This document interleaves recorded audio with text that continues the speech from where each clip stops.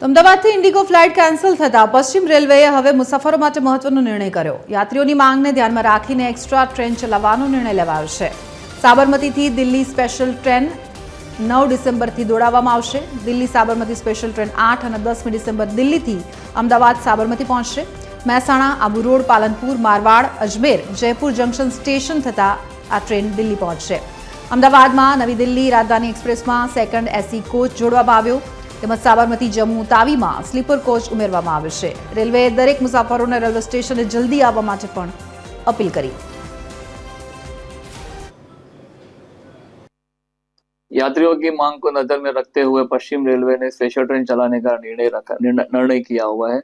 Train संख्या है 09497 Sabarmati Delhi special train. ये दिनांक 7 और 9 दिसंबर को रात को 22:55 को निकलेगी, प्रस्थान करेगी और अगले दिन दिल्ली 15:15 को पहुंचेगी। इसी तरह ट्रेन संख्या 09498 special train Delhi Sabarmati special train दिनांक 8 और 10 दिसंबर को दिल्ली से 21 बजे निकलेगी रात को और अगले दिन में 12:20 को साबरमती पहुंचेगी। यह गाड़ी महसाणा, पालनपुर, आबू रोड, मारवाड़, अजमेर, जयपुर जंक्शन होते अलवर होते हुए दिल्ली पहुंचेगी।